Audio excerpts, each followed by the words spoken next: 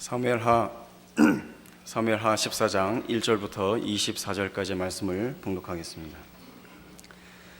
수르야의 아들 요압이 왕의 마음이 압살롬에게로 향하는 줄 알고 드고아의 사람을 보내 거기서 지혜로운 여인 하나를 데려다가 그에게 이르되 청하건대 너는 상주가 된 것처럼 상복을 입고 기름을 바르지 말고 죽은 사람을 위하여 오래 슬퍼하는 여인같이 하고 왕께 들어와서 그에게 이러이러하게 말하라고 요압이 그의 입에 할 말을 넣어주니라.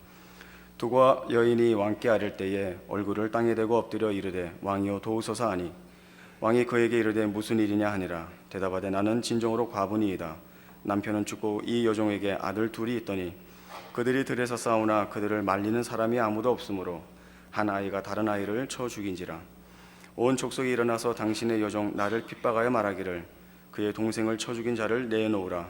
우리가 그의 동생 죽인 죄를 갚아 그를 죽여 상속자 될 것까지 끊겠노라 하오니 그러한즉 그들이 내게 남아있는 숯불을 꺼서 내 남편의 이름과 씨를 세상에 남겨두지 아니하겠나이다 하니 왕이 여인에게 이르되 내 집으로 가라. 내가 너를 위하여 명령을 내리리라 하는지라. 두고와 여인이 왕께 아뢰되 내 주 왕이여 그 죄는 나와 내 아버지의 집으로 돌릴 것이니 왕과 왕위는 허물이 없으리이다. 왕이 이르되 누구든지 내게 말하는 자를 내게로 데려오라. 그가 다시는 너를 건드리지도 못하리라 하니라. 여인이 이르되 청하건대 왕은 왕이 하나님 여호와를 기억하사 원수 잡는 자가 다 더 죽이지 못하게 하옵소서. 내 아들을 죽일까 두렵나이다 하니 왕이 이르되 여호와께서 살아계심을 두고 맹세하노니 내 아들의 머리카락 하나도 땅에 떨어지지 아니하리라 하니라. 여인이 이르되 청하건대 당신의 여종을 용납하여 한 말씀을 내 주 왕께 여쭙게 하옵소서 하니 그가 이르되 말하라 하니라. 여인이 이르되 그러면 어찌하여 왕께서 하나님의 백성에게 대하여 이 같은 생각을 하셨나이까? 이 말씀을 하심으로 왕께서 죄 있는 사람같이 되심은 그 내쫓긴 자를 왕께서 집으로 돌아오게 하지 아니하심이니이다. 우리는 필경 죽으리니 땅에 쏟아진 물을 다시 담지 못함 같을 것이오나 하나님은 생명을 빼앗지 아니하시고 방책을 베푸사 내쫓긴 자가 하나님께 버린 자가 되지 아니하게 하시나이다. 이제 내가 와서 내 주 왕께 이 말씀을 엽주는 것은 백성들이 나를 두렵게 하므로 당신의 여종이 스스로 말하기를 내가 왕께 여쭈오면 혹시 종이 청하는 것을 왕께서 시행하실 것이라. 왕께서 들으시고 나와 내 아들을 함께 하나님의 기업에서 끊을 자의 손으로부터 주의 종을 구원하시리라 함이니이다. 당신의 여종이 또 스스로 말하기를 내 주 왕의 말씀이 나의 위로가 되기를 원한다 하였사오니 이는 내 주 왕께서 하나님의 사자같이 선과 악을 분간하심이니이다. 원하건대 왕이 하나님 여호와께서 왕과 같이 계시옵소서. 왕이 그 여인에게 대답하여 이르되 바라노니 내가 내게 묻는 것을 내게 숨기지 말라. 여인이 이르되 내 주 왕은 말씀하옵소서. 왕이 이르되 이 모든 일에 요압이 너와 함께 하였느냐 하니 여인이 대답하여 이르되 내 주 왕의 살아계심을 두고 맹세하옵나니 내 주 왕의 말씀을 좌로나 우로나 옮길 자가 없으리이다. 왕의 종 요압이 내게 명령하였고 그가 이 모든 말을 왕의 여종의 입에 넣어 주었사오니 이는 왕의 종 요압이 이 일의 형편을 바꾸려 하여 이렇게 함이니이다. 내 주 왕의 지혜는 하나님의 사자의 지혜와 같아서 땅에 있는 일을 다 아시나이다 하니라. 왕이 요압에게 이르되 내가 이 일을 허락하였으니 가서 청년 압살롬을 데려오라 하니라. 요압이 땅에 엎드려 절하고 왕을 위하여 복을 빌고 요압이 이르되 내 주 왕이여 종의 구함을 왕이 허락하시니 종이 왕 앞에서 은혜 입은 줄을 오늘 아나이다 하고 요압이 일어나 구슬로 가서 압살롬을 데리고 예루살렘으로 오니 왕이 이르되 그를 그의 집으로 물러가게 하여 내 얼굴을 볼 수 없게 하라 하매 압살롬이 자기 집으로 돌아가고 왕의 얼굴을 보지 못하니라. 예, 압살롬이 이제 그 형을 죽이고 그술로 도망가 있습니다. 다윗은 이 문제에 대하여 어떤 결정도 내리지 못하고 그 해결책을 찾지 못하고 답답해하고 있는 장면입니다. 왜냐하면 그 맏아들 암논의 범죄 때와 마찬가지로 압살롬이 그 암논을 죽인 살인 사건에도 다윗은 동일한 범죄자이기 때문입니다. 다윗은 밧세바를 빼앗았고 그 남편을 죽인 이 죄로 인하여 이 문제를 제대로 풀 능력과 위치에 있지를 않습니다. 이것이 밧세바 사건이 가져온 다윗 생애의 중요한 일입니다. 그는 이스라엘의 왕으로 하나님의 통치를 구현해야 합니다. 그는 법을 공정하게 시행해야 될 책임을 지고 있습니다.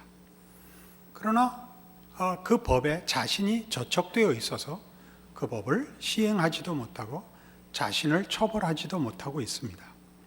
그런데 이제 압살롬이 이 살인 사건을 저지르고 그슬로 도망을 갔는데 문제는 다윗이 이 아들을 사랑한다는 사실입니다. 어떻게 해결을 해야 되는지 참 난처한 입장에 있는데 요압이 그 마음을 알고 드고와 여인을 하나 보내어 이제 하나의 나단이 와서 한 것 같이 하나의 비유를 듭니다. 그 비유는 오늘 본문에 나온 대로 과부된 여인이 두 아들이 있었는데 하나가 싸우다가 그 형제를 죽인 것입니다.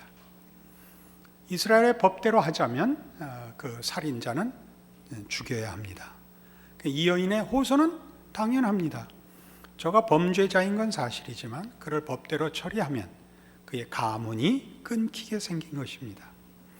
왕이 그 처지를 듣고 답을 냅니다. 다른 사람으로 하여금 네 아들을 손대지 못하게 하리라 라고 약속합니다. 나단 때도 그랬죠. 그 이웃집에 어린 양 하나 빼앗은 부자 얘기를 듣자 어떻게 그럴 수가 있단 말이냐라고 했던 것처럼 이번에도 정답을 끌어냅니다. 그러자 여인이 그런데 왕은 왜 그렇게 안 하십니까? 라는 반문에 할 말을 잊고 맙니다. 그리하여 중요한 결단을 내리게 됩니다. 법을 어기는 한이 있어도 아들은 살리고 보자 해서 압살롬을 용서하게 되는 것이 오늘의 본문입니다. 우리가 이해하기 좋게 이 문제를 법과 생명이라 이렇게 얘기할 수 있습니다. 법이 먼저냐 생명이 먼저냐 하는 얘기가 되죠. 법은 생명을 보호하기 위하여 있는 것입니다. 그런데 잘못하면 법이 생명을 해할 수도 있다 하는 교훈을 주죠. 여기서 생명은 다만 이 생물학적인 생명체를 얘기하는 것이 아니라 성경에서 얘기하는 생명은 하나님이 당신의 형상을 허락하여 그의 영광으로 목적하고 사랑한 존재입니다. 우리 인간들이죠. 그러니까 하나님이 사랑하는 존재입니다. 그러니까 쉽게 해서 사랑이 먼저냐 법이 먼저냐 그렇게 얘기할 수 있는 문제가 되죠. 사랑이 먼저입니다. 그래서 뭐가 도입되느냐? 용서라는 것이 도입되는 것입니다. 우리는 이 용서라는 문제를 참으로 깊이 이해해야 합니다. 용서란 인간이 법대로 다 살 수 없다는 걸 인정하는 겁니다. 또한 법대로 살 수 없다는 것은 그것보다 더 고급한 그 존재인 생명을 혼자의 힘으로 유지하거나 보존하거나 하나님이 목적하신 결과에 이르게 할 수 없다는 것을 의미합니다. 법이 생명이 아닙니다. 생명을 보호하기 위한 수단도 만족시키지 못하는 존재가 그것이 보호해야 되는 더 중요한 본체인 생명을 보존하고 보호하고 승리케 하는 데는 턱없이 부족하다는 것을 아는 것이 용서를 낳는 것입니다.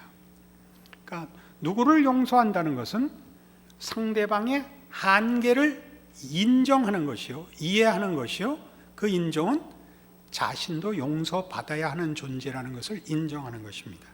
그러니까 누구를 용서한다는 것은 자신을 용서하는 것 위에만 섭니다. 우리는 이 사실을 예수님이 가르치신 기도문에서 배웁니다. 우리가 우리에게 죄 지은 자를 사하여 준 것 같이 우리 죄를 사하여 주옵소서라는 기도를 우리가 주께 배우고 있는데 피상적으로 읽으면 우리가 은혜를 베푼 것만큼 우리에게 은혜를 베풀어 주십시오로 들립니다. 그러나 이 기도의 귀한 점은 사람끼리 사이에도 우리는 서로에게 용서를 받아야 할 만큼 부족한 존재입니다. 하물며 하나님 앞에 서겠습니까? 라는 의미입니다.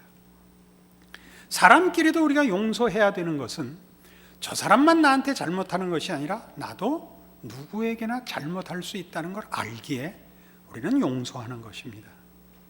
우리가 서로 용서할 수밖에 없는 존재라면 하나님 앞에야 더욱더 그렇죠. 우리는 용서를 구해야지 하나님 앞에 권리 주장을 할 만한 존재가 되지 못합니다.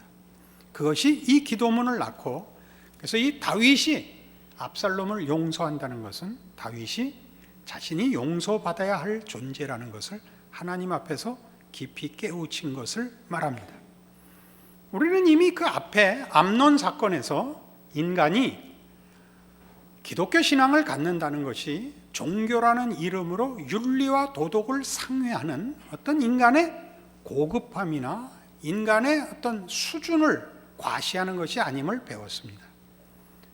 밧세바 사건을 통하여 다윗이 깨우친 것은 암논이 범한 범죄가 자신의 범죄와 같은 것이며, 그래서 하나님의 백성으로 살며 하나님의 법을 지키며 거룩하게 살아야 한다는 것이 우리의 능력으로 되어질 수 없다는 것을 깨우치는데 밧세바 사건의 가치가 있는 것입니다.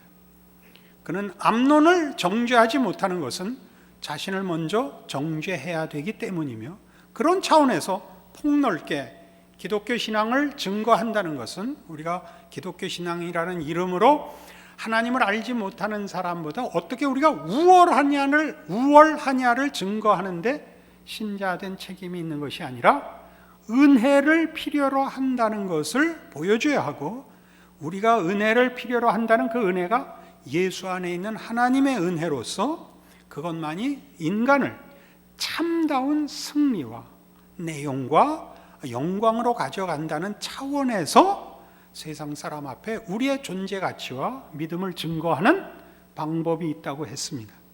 이제 한 걸음 더 나가서 오늘 압살롬 사건에서는 바로 이 용서가 이제 기독교 신앙에 있어서 얼마나 중요한 근거가 되며 또 그 신앙을 실천하는 차원에서 자신의 신앙을 점검하는 것, 이해하는 것, 펼치는데 필수적인 내용인 것을 보게 됩니다. 로마서 3장으로 가봅시다. 신약 성경 242페이지 로마서 3장 19절입니다.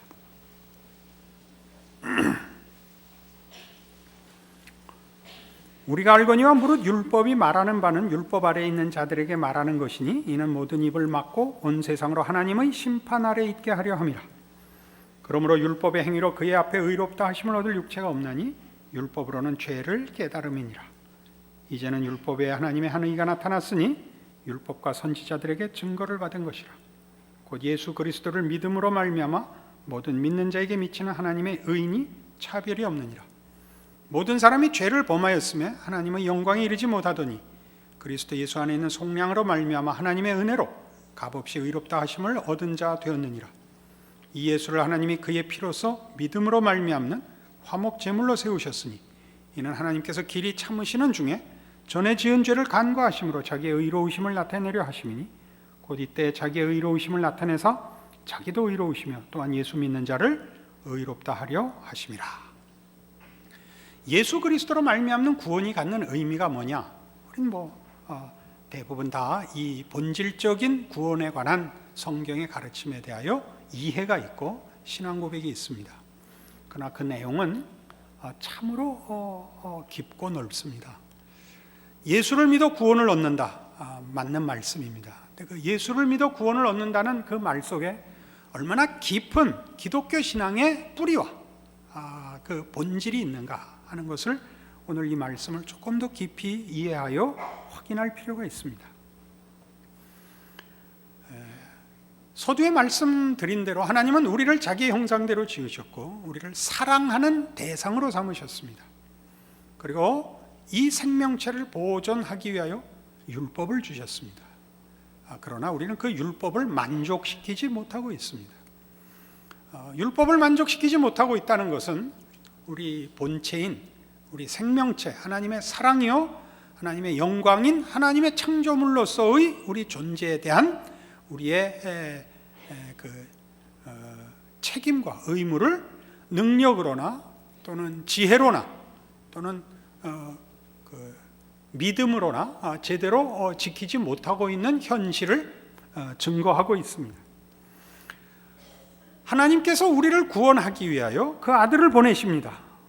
그 아들을 보내신다는 것이 무엇을 의미하는가 할 때 25절에 보는 바와 같이 이 예수를 하나님이 그의 피로써 믿음으로 말미암아 화목 제물로 세우셨으니 이는 하나님께서 길이 참으시는 중에 전에 지은 죄를 간과하시고 구원을 이루신 것이라 그렇게 말씀합니다. 우리의 못난 것을 심판하지 아니하시며 형벌로 갚지 않으시고, 그러니까 법의 기준에 모자란 우리를 법대로 처벌하지 않을 뿐만 아니라 법으로서는 할 수 없는 또는 법이 목적하는 바와 달라 보이는, 궁극적으로는 같은 보호해야 하는 생명체를 승리케 하기 위한 구원을 예수 그리스도로 말미암아 허락하십니다. 그러니까 가장 기본적인 것은 법에 저촉되고 법에 못 미치는 우리를 용서하시는 것으로 이 하나님의 우리를 향한 사랑을 이루시는 것입니다. 그러니까 사랑이 용서, 은혜, 복주심, 구원 그 위에 있는 것입니다. 그러니까 이 모든 것을 동원하여 하나님은 우리를 향한 당신의 사랑을 지켜내고 계시고 또 영원히 지키실 것입니다. 이것이 기독교 신앙을 성립시키는 근거들입니다. 하나님은 우리를 사랑하십니다. 사랑해서 그 아들을 주셨습니다. 맞습니다.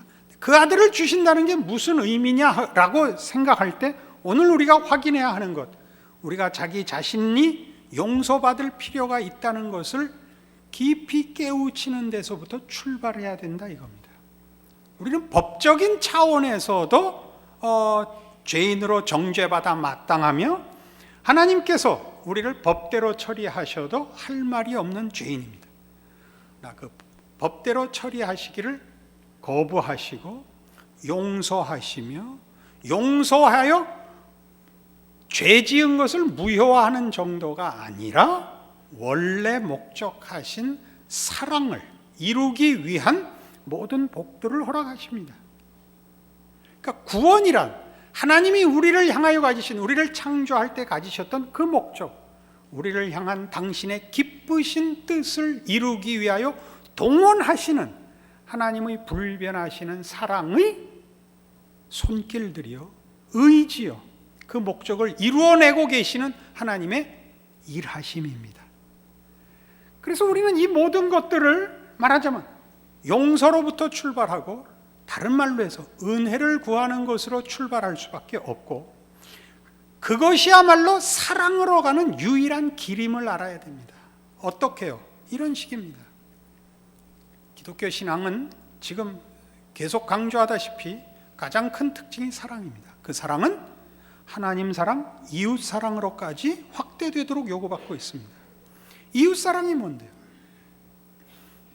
내가 예수를 믿고 하나님의 사랑을 받았으니 나도 이 사랑으로 이웃을 사랑하자. 옳은 말입니다. 그 의미는 좀 더 분석할 필요가 있습니다.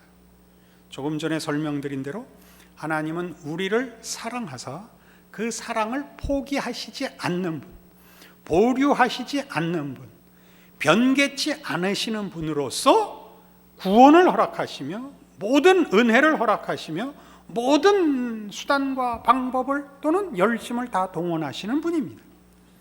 우리의 조건은 어떤데요? 우리는 가장 우선적으로 용서부터 받아야 되는 존재인데요. 그러니까 우리가 우리 이웃을 만날 때 그 이웃을 사랑해야 하는 이유가 뭐냐? 그러면 하나님의 사랑을 입은 우리가 하나님의 사랑 때문에 복을 받고 승리하고 영광의 자리로 가는 것입니다. 하나님의 사랑의 대상이기 때문에. 세상은 자기가 사랑하는 자에게 이것을 주지 못합니다. 우리가 만나는 이웃이 하나님을 모른다면 그가 하나님의 사랑을 입은 자인데 아직 모르는 자로 그를 대접해야 되는 것입니다. 하나님은 모두를 사랑하십니다. 그렇지 않았다면 우리가 구원을 얻을 수 없었던 것 아닙니까? 이 사실을 알기 때문에 우리에게 약속된 하나님의 사랑이 은혜와 용서로 출발하고 있다는 걸 알기 때문에 이웃에 대한 우리의 사랑도 그를 용서하고 그에게 하나님의 은혜가 필요하다는 것을 인정함으로써 지금 그가 가지는 능력이나 자세나 태도를 가지고 정죄하지 않는 것, 이것이 이웃사랑입니다. 그렇지 않고 우리 마음이 뜨거워지고 주의 일을 성취하리라 하는 의욕과 열심으로 나아가면 이웃 사랑할 수 없습니다. 그때는 그것이 우리가 가지는 우월감이 되고 맙니다. 우리는 이런 사실은 우리의 신앙 실천 속에서 얼마나 자주 맞닥뜨리게 되느냐 하면, 우리가 우리의 신앙을 바로 이 하나님이 나를 사랑하신 것이 그 사랑을 이루기 위하여 용서가 있고 은혜가 있고 구원이 있고 모든 능력이 동원되고 있다는 사실을 간과한 채 명분과 이상으로서 기독교 신앙을 가질 수 있다는 사실에 늘 조심해야 됩니다. 명분과 이상이라는 것은 종교라는 것을 자기의로, 자기의 남다름으로 확인하려고 수단으로 명분으로 동원하는 것을 말합니다. 신앙을 이상과 명분으로 가져가게 될 때에는 그 말하는 것이나 열심에 있어서 차이가 없습니다. 진정한 신앙인지 이게 자기 증명에 불과한 사랑인지의 구별을 우리가 할 수 없습니다. 그러나 그것을 판단하는 중요한 기준이 하나 있습니다. 그것이 이상이고 명분일 때는 거기엔 이상하게 웃음이 없습니다. 웃음이 없습니다. 참으로 놀라운 기준이죠. 웃음이란 뭐죠? 사람 사는데 웃음이란 뭐죠? 인간의 실수를 봐주는 것이 웃음입니다. 웃음이 있다는 것은 누가 한 실수를, 네가 지금 실수했지만 그 실수는 너도 할 수 있고 나도 할 수 있는 것이다를 알고 넘어가 주는 것이 웃음입니다. 그러나 이상과 명분으로 갈 때는 그 분위기에는 웃음이 없어집니다. 이상과 명분은 그것이 이런 본질적인 하나님이 당신의 사랑을 이루기 위하여 용서와 은혜와 구원을 동원하시는 분이라는 것을 놓치면 우리가 해내야 되는 것만 남습니다. 이상과 명분이 각자의 의욕과 능력의 증거로서 동원되면 거기는 자랑과 정죄만 남습니다. 그러니까 뜻밖의 신앙 공동체 안에 이 부작용이 또는 이 오해가 늘 있습니다. 그러니까 사실 교회 공동체 안에서는 어떤 일이 있어도 이렇게 손가락 들고 큰 소리 치고 눈에 힘주고 나오는 말은 없어야 됩니다. 없어야 됩니다. 우리는 다 웃어야 됩니다. 여러분 표정 보십시오. 얼마나 험한가. 웃으셔야 됩니다. 웃는다는 것은 우리가 우리를 용서하는 것입니다. 나를 용서하는 것입니다. 나 자신의 무능함과 절망을 인정하고 용서하는 데서만 옵니다. 그때 우리는 상대방의 못난 것을 웃을 수 있습니다. 놀리는 게 아닙니다. 넘어가 줄 수 있는 것입니다. 웃음을 잃는다는 것만큼 신앙생활에서 비극은 없습니다. 여러분이 신앙생활을 해보면 이것이 무슨 말인지 매일 경험하시게 됩니다. 나는 왜 이 꼴인가? 하고 싶은 대로 안 됩니다. 우리가 하는 신앙의 그 이상적인 모습을 목적하고 약속하지만 안 됩니다. 그래서 가장 쉬운 예로 부부간에도 대부분 여성분들은 담배 잘 안 피니까 교회를 억지로 따라 나오는 남편 담배 못 끊는 것 같고 시비 거는 거 맞죠. 그때 옳은 말 한다고 큰 소리 치지 말란 말이죠. 교회 다닌 지 10년이 넘었는데 아직 담배 하나 못 끊고 이렇게 얘기하지 말란 말이에요. 어떻게 해야 되느냐? 제가 좋은 방법을 알려드려요. 여보, 당신이 못 끊는 거 내가 인정하는데 주일날 가면 냄새가 나니까 당신 몸에서 일주일 전부터 좀 끊고 있어. 좋은 방법이죠.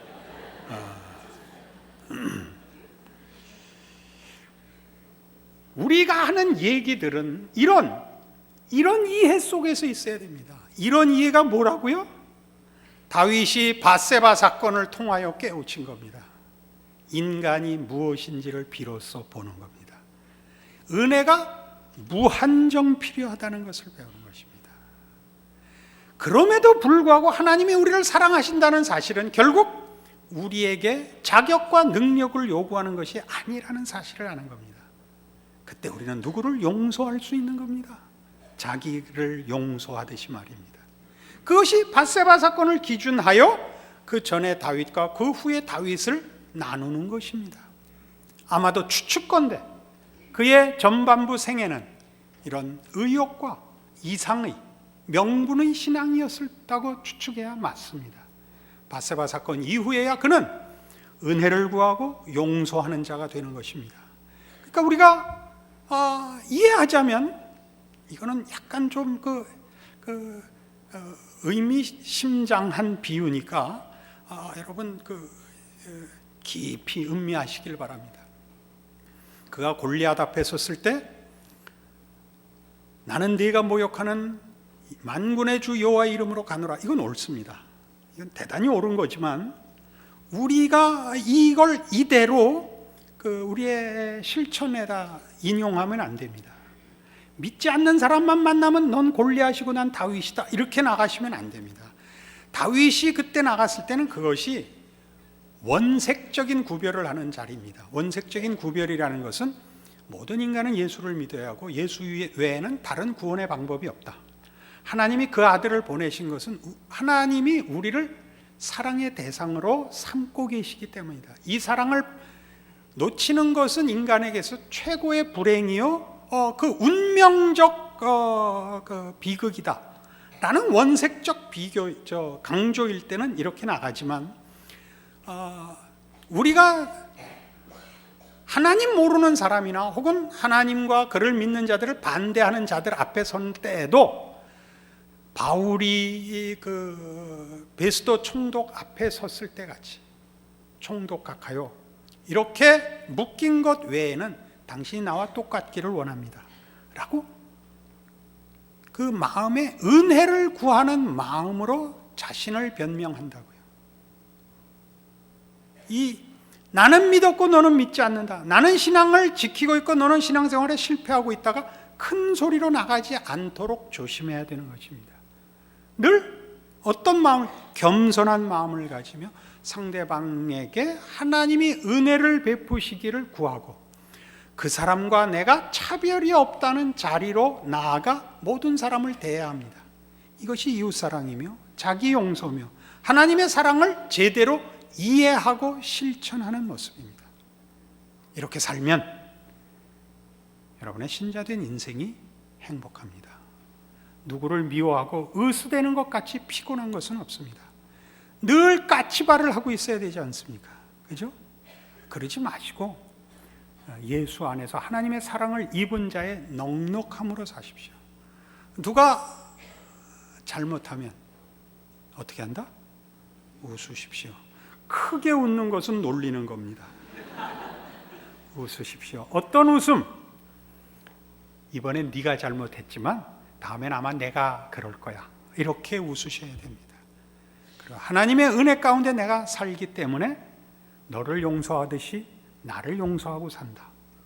이 고백을 여러분의 모든 행동거지, 여러분의 삶과 이웃 앞에서의 관계에 신앙의 가장 중요한 요소로 소유하시고 실천하시고 증거하는 자 되기를 바랍니다. 기도하십시다. 하나님 아버지 은혜를 감사합니다. 하나님이 우리를 사랑하사 그 무엇도 아끼지 않으십니다. 용서하시며 구원하시며 더 좋은 것으로 주시며 그 아들도 주십니다. 그러니 우리가 세상 앞에 다른 무엇을 가지고 싸우겠습니까?